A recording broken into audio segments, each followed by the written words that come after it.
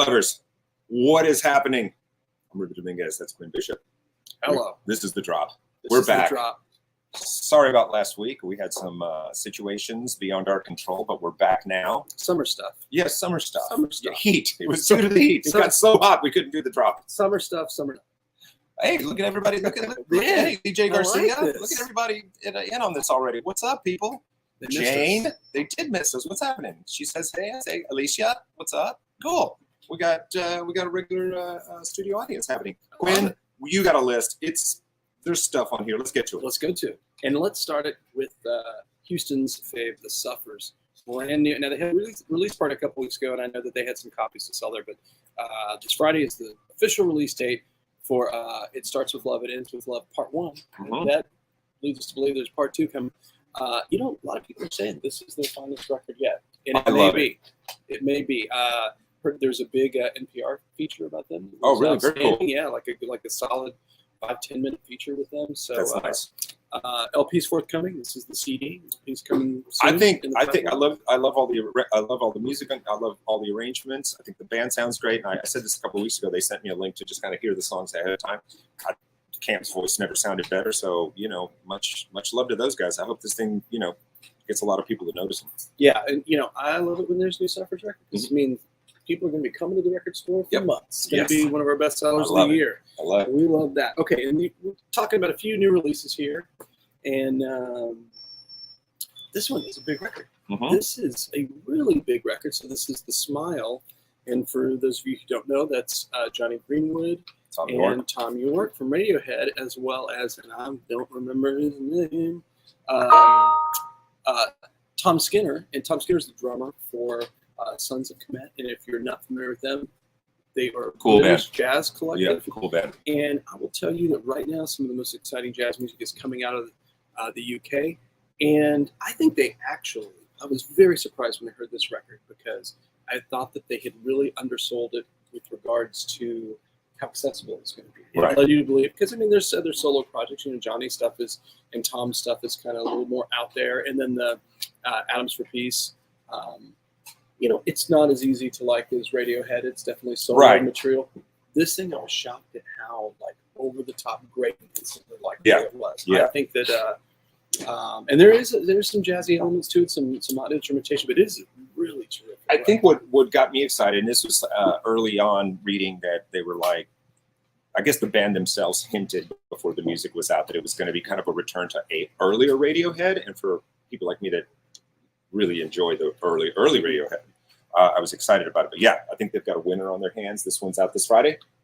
Actually, it came out while we were taking our little hiatus. So come get it right now, man. It is in stock. In store, indie store exclusive yellow vinyl. And this is the last of our new releases.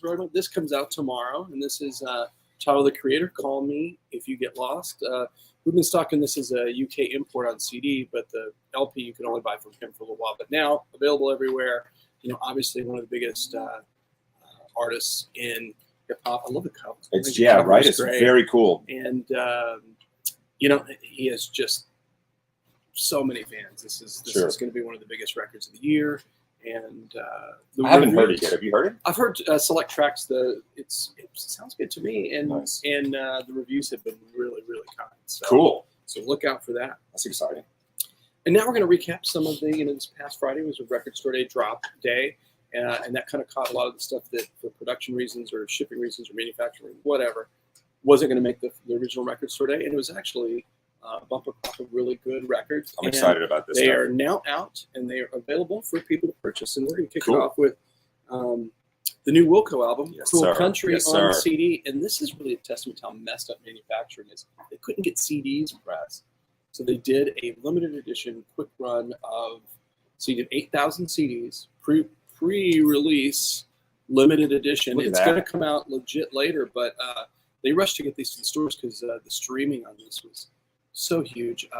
Double CD from them, so kind of reminds you. You're getting your money's worth. 21 songs. Kind of takes you back to being there in a way because it is spread across 2 discs. I think it's a little more stripped down, countrified a little more. I think fans are really going to like this record, and it is one of those records. It's expansive, so you can argue the merits of some tracks and not others.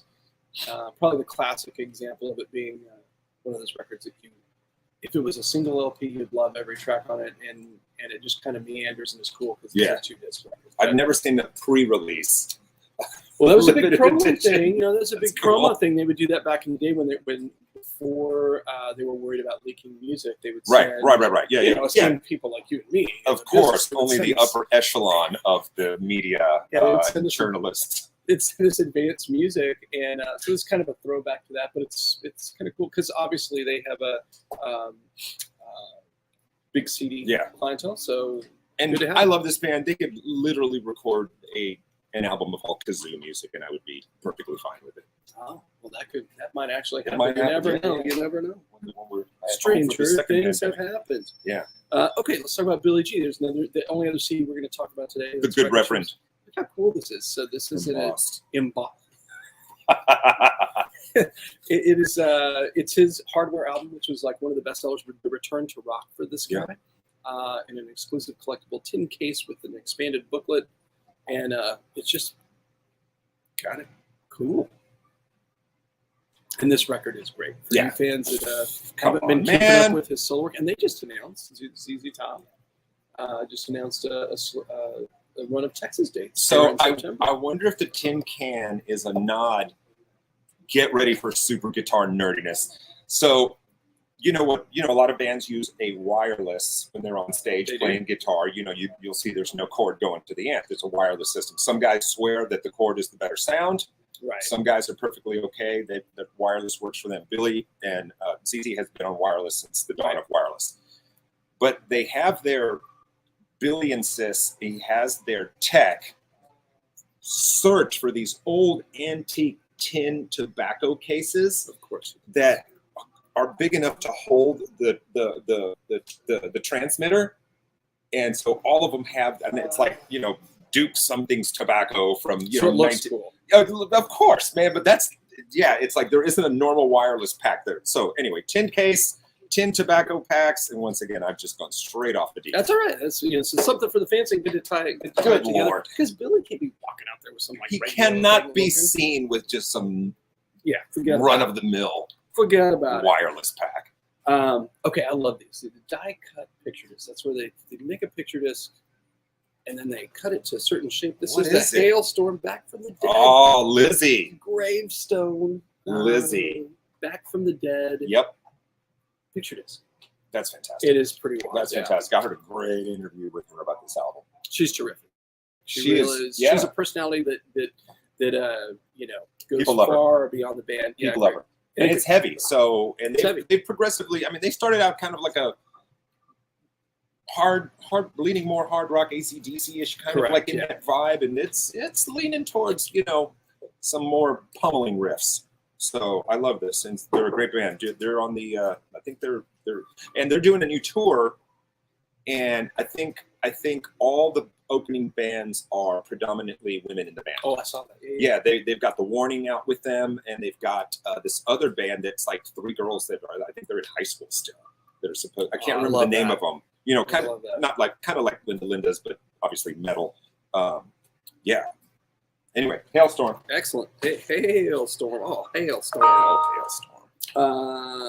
This band's got a live record or two, but this is the first big one. This is Pearl Jam's live on 2 legs. 98? Yeah, something like that. Yeah, I think it's from 1998. And this has never been available on LP since it was originally issued, 25 years ago or something like that. Yeah, people are good luck holding on to this. And first time on vinyl, over 20 years, 16 tracks recorded on the 1998 Yield tour. I listened to one of the tracks on YouTube, uploaded a couple of the tracks, and I listened to it. And it's what you want. It's really one of the most ferocious live bands. I've never seen them. Oh, I almost saw that Vatican show. Was it the Vatican? Yeah. When they came on 10? Yeah. I tell people like, I kind of don't get them. Have you ever seen them live? Yeah. Because it's like, night and day. It's just, of course, killing it. This is a really cool piece. We were talking about advanced promos that's kind of what the Wilco thing was doing. The Prince Archives, they're doing these cool things where they did it for the Versace experience. Where they're recreating promo items from back in the day that you'd have to. Because this was only a promo item, right? This was never sold commercially. It was, but not on vinyl. Like, so this is as it was sent to record stores back in the day. So it's like it's got a sticker in front, but this is Prince the Gold Experience, and I think these are all some alternate versions, but it's on gold vinyl. And the big hit on here was The Most Beautiful Girl in the World. Plus, you get some remixes, limited edition promo version of his 1995 album on 2 gold LPs, and this one is going really quickly. Because there's a regular version of this record available, but for some of the most valuable records being sold in the secondary market are Prince promo vinyl. So here's the question: if he was still alive, obviously he'd be producing music. He'd be producing new music. So at what point do you think he would have even allowed stuff like this to happen? I think the only reason this stuff is starting to flow is because he's not around. But it's it's complicated. It's been a treasure trove of material. And he died with it. He died without a will, which is incredibly problematic. Sure. An artist of his, in the vaults. I have a good friend that worked with him until the license changed to Sony from Warner Brothers, and he's like, they could do a Prince record once a month. Yeah, they're supposed to be just a million gobs hours of and material. stuff. But yes, I don't think he was signed up because he was always forward. He wasn't about. He was interested in what he was doing right now. Yeah. Let's talk about this guy, another soul legend, Barry White. This record is No Limit on Love, and this is a very cool record. New reissue label, Real Music, 74, and this is he was really known for his orchestrated, symphonic soul pieces. Incredible composer. Yeah, and this mixes the his orchestra pieces with vocal pieces, and I mean this thing hasn't been available in 30 plus years. So this was after Love Unlimited Orchestra? This is, I think, precedes that, because this is before it was just Barry White. Correct. Yeah. Because I hadn't even heard any of the songs on here. Yeah, because he was producing and arranging like big hit, pop soul records, and then kind of was doing his own thing. And he had several. He had the Love Unlimited Orchestra, like you were saying, and then he also made his records, and then he produced other records for his label. And this is supposedly provides the picture of it being like, here's his orchestrated instrumental pieces and his vocal. Yeah, and this was before he just became the superstar of the 70s. That was Pride of Galveston, Texas. Another. Oh, I didn't know that. That's awesome. Yep. That's really terrific. Born in Galveston, Texas. That is really terrific. So one great thing about Record Store Day is oddity. It's one thing to talk about, like, oh, this is new music from somebody, or this is a unique piece from an established act. I like it when they scratch around and find stuff that is in the minutia that you need to hear, that you read about and you're like, whoa, what is that? This is one of those records. This is Linda Hoover, I Mean to Shine. I saw this on the list, and this was one of the ones I didn't get to get into. It is a fantastic slave. Hello. So wait, no, that's actually a better look for you. No doubt. So the thing about this record, this is the material is, so it's produced by Gary Katz. That's your first hint. All right. And a lot of the material is written or co-written with this other band that sold a few records, and they are the backing band for the whole record. This is basically a Steely Dan record. Whoa! Yeah. And this record came out, Sank Without a Trace, back in the day. And have you heard it? I have not. And it's been, it's trades for like big time money before it was reissued for Record Store Day. So I think that's a service Record Store Day does. Dude, just for the story alone. Yeah. And so it allows you the opportunity to purchase a record that hear music that if you try to seek an original. Look, man, I'm going to go out on a limb. If the arrangements are by Becker and Fagan, and Becker and Fagan are playing on it, Jeff Baxter's on it. That sounds pretty good. And we're throwing in the members of the Dick Cavett Orchestra just for some, just for some brass. They showed up to the party. Dude, I want to hear this. I legit want to hear this. Yeah, it was a surprise hit for Record Store Day for sure. So this was released back in the day. And just never became a thing. Became a thing. Wow. There's a lot of records. Like, there's a Kiss record like that too. It's some female artist in there, and it's Gene and Paul. What? Their backing instruments we sold when someone figured this out, because I have to hear that as well. Yeah, that sells for like $200, $300. I don't know what this one. Yeah, for, I'm just going to have our floor director put this in my dressing room. There was one. Well, I have one. Next up, Sweet Relief. This is one of the first like really great tribute records that I remember. That was a fundraising record, and this was for the Sweet Relief that provided benefits and assistance for musicians with healthcare issues. Right. And this is the first big one that I can remember. This benefited Victoria Williams and Pearl Champ. Dude, everybody that's on here is amazing. Yeah, Lou Reed, Maria McKee, Matthew Sweet, Evan Dando, Michelle Shock, The Waterboys, Giant Sand, all covering Evan Dando. Did you say Soul Asylum? I did not say Soul Asylum.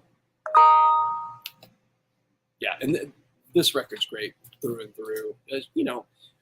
As a songwriter, she's a great songwriter. She has a very unusual voice, and that's why she never really broke. Yeah. But tragically, got very ill pretty early in her career. I don't know that much. I don't know that much about her. And I remember the name. I just don't remember that much about her. And she was a rough trade recording artist, and then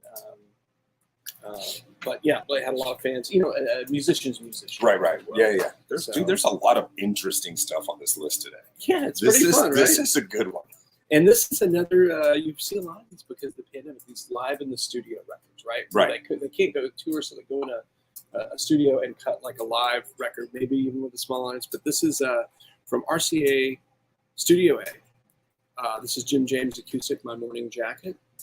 And it has a bunch of that. It has In Color, has Love, Love, Love, Never in the Real World, a bunch of these kind of modern classics, and glad that they made this available. Yeah. There's almost always a My Morning Jacket record store day limited piece like once a year, but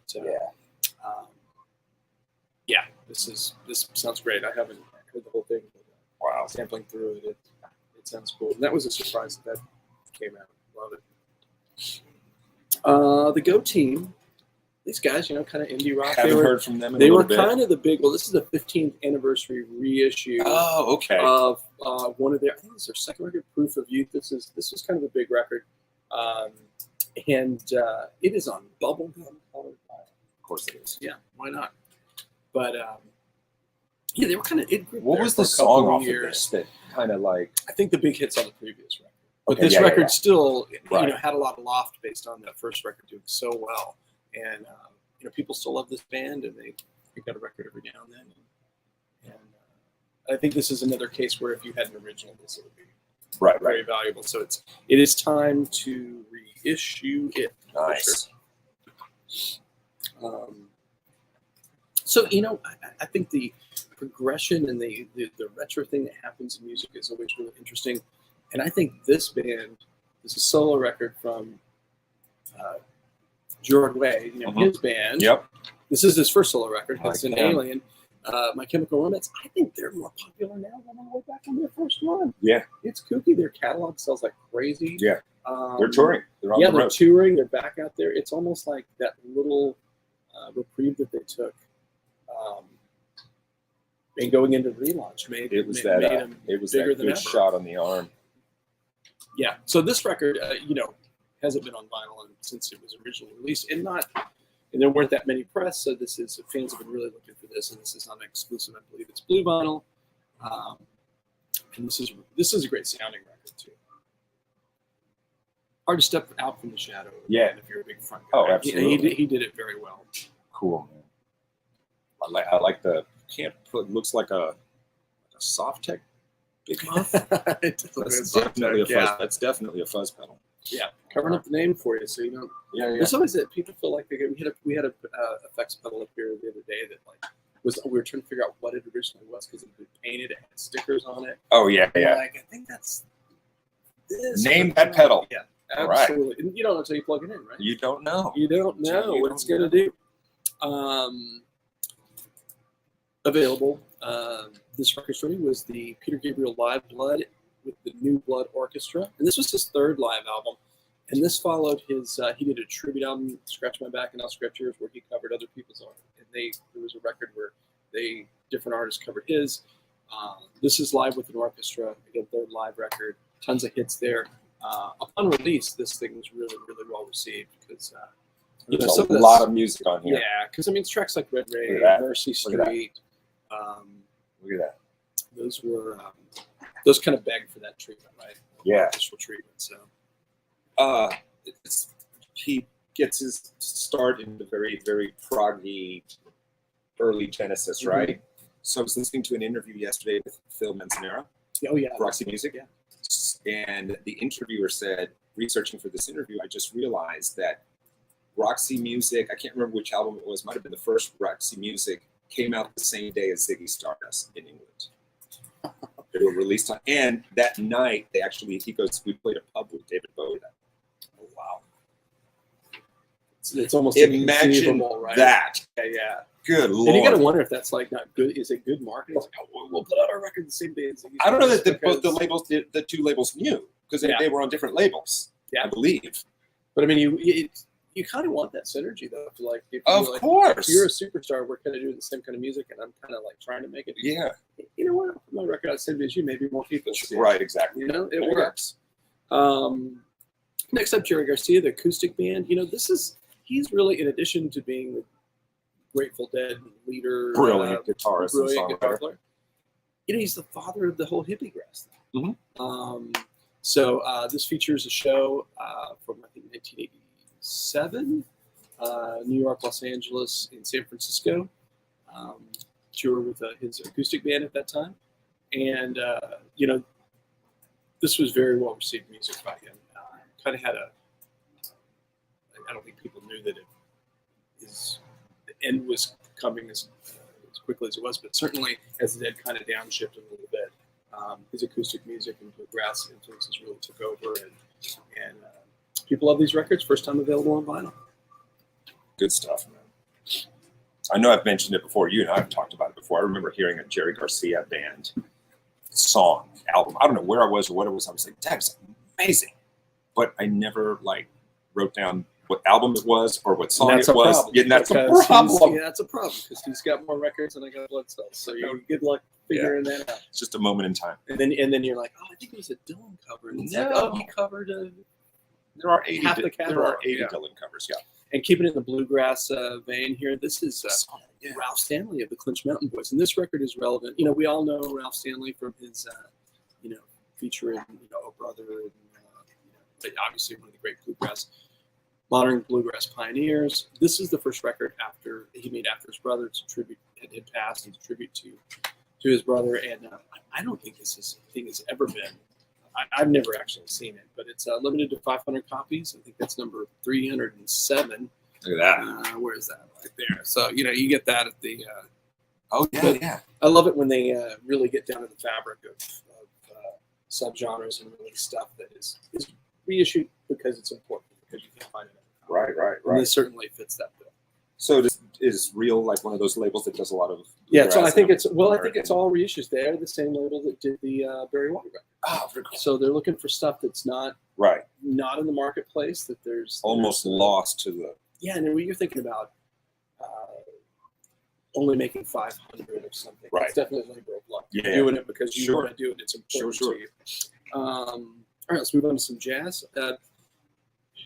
Really, Miles' later period stuff is not as appreciated, but his archive is really starting to put out these bootleg series of recordings, and this is supposed to be one of the better shows. This is from 1983 in Montreal. It's called What It Is. Look how cool it's cover there. I like the later stuff. I do too. Yeah, I think it's almost like listening to a different band. It's exactly. You're not. It just happens to be the same musician. And he just constantly evolved anyway. And had he was not interested in reliving. Right. Absolutely. Another guy that was like, "This is what I'm doing now. This is where I'm going." And I was reading this in this interview with John McLaughlin, and he was saying, "Yeah, he just came to me one day and said, it's time for you to go start your own band." Yeah. And see you bye. Yeah, and I told you I had the chance to interview John, and it was one of those deals, and I prepped for it, but it was like there were so many things I didn't ask. Well, and he was so generous with this. He was so kind. It was just me and him sitting backstage at the Hobby Center. Oh, that's cool. Just cool as a fan. Just Nice. What do you want to ask me? Yeah, it was. I was like, yeah, legendary. You know, and that guy goes from psych to jazz to, you know, borderline classical to rocked all over the place. And this this record features the great John Schofield. Schofield's who I interviewed. Right. Oh, okay. Yeah. Did you say McLaughlin? I did say. Okay, sorry, but I was reading Schofield in my brain. Yeah. Again, you know, he's one of the for the acid jazz movement. He's one of the most important artists. Have you ever heard his? I think it's called Jam Band. I think that's just what it's called. I know that. Jam Band. Man, there's a performance of them in like Belgium or something. They're playing this little jazz fest that's in this like it looks like it's in the middle of this just ancient town square. You know, cobblestones and old fountains and beautiful architecture. You know, 1,000-year-old building, whatever the hell they are. Man, they just kill it. You've never heard the music. I don't know what any of the songs were. And just watching those guys like vibe off each other. Boy, and that's it. And he's, you know, still going, still making great records. I saw him that night. I was like, just made your head explode. You know, and jazz musicians love playing in Europe because all those appreciate it. They cities, love it. They, not only the fans appreciate it, but the cities like underwrite. You know, exactly. They pay the musicians to perform. So that's why you get so many great gigs like the one you saw. We talked about that. We talked about how Europe is such a... They're patrons. Yeah. For sure. We talked about that. Okay, Victor Vaughn, Vaudeville Villain. So this is the third record from MF Doom under the pseudonym Victor Vaughn. Fans been looking for this for a long time. It is, baby. And this, you know, upon release was a critical rave. And, you know, MF Doom could not be hotter right now. Right. And both culturally and musically, it's that profile just continues to grow. So it's great that this is available again. It's amazing. Yeah. Come get it. And spin that on at home. You know, if you're thinking, I'm not a huge like hip hop guy, it's very underground, experimental, and it's cool. Yeah, it is cool. Okay, let's we got a couple soundtracks to talk about here. This is the Fast and Furious Tokyo Drift. Did not see this coming. It's the first. So soundtrack music on vinyl is a big deal. People collect it, and also I think people are, you know, as music is so important and integral to telling a story in a film. It's also, you know, people or a series. Or a series, that is true. I mean, people were commenting on the Cowboy Bebop when we mentioned it. Oh, right. Like, people went back and hit me up on Instagram. So this has never been available on LP before. And, of course, that, you know, that franchise is just, it couldn't be bigger, right? Right. So fans, you know, and this stuff generally comes out, stays in print for a little while, and it's gone. So soundtrack fans really kind of pay attention to all that. You got 30 songs on there. A lot. Yeah, and there might be some short ones, some long ones. You know how they can have this segue music as well. Wow, that's cool. And I just thought, you know, we talked about this. I thought we'd end yeah. with this one, so you and I could just geek out about what a great movie this is. Oh my God. And the music. I think we featured as a preview before, but this is one of my favorite movies of all time. Run it down for people if they're not familiar with it. You just need to go see it, basically. It all revolves around this one night, this one dinner, and everything that goes into putting it together. God, it's been so long since I've seen it. It's been a million years. So there's the famous restaurant down the street that everybody wants to eat at. Right. And this is the smaller restaurant run by a couple of brothers, Sicilian, correctly? Right, yeah. And it's a big deal because Louis Prima, music icon, of course, is you know, it's a period piece, right? 40s. So he's going to have a dinner for his band and his friends at this little restaurant because it's off the beaten track and it's the big night. And it's just them preparing this insane meal. And you know, a lot of star power in this film. You know, it's Stanley Tucci. It's it's Minnie Driver. Yeah. And I can't. Oh yeah. God, he's been in so many different things. Monk. I don't think he's mentioned on the back of the record. You're gonna drive me crazy. Yeah. So this is the first time this has ever been available on LP. I think it's especially timely because it's Stanley Tucci, Italy show. Him traveling Italy on CNN. Terrific. With him traveling to different provinces in Italy and cooking that food. And they refer to this film all the time because there's this one dish that they make this huge. Yeah, it's like this super special.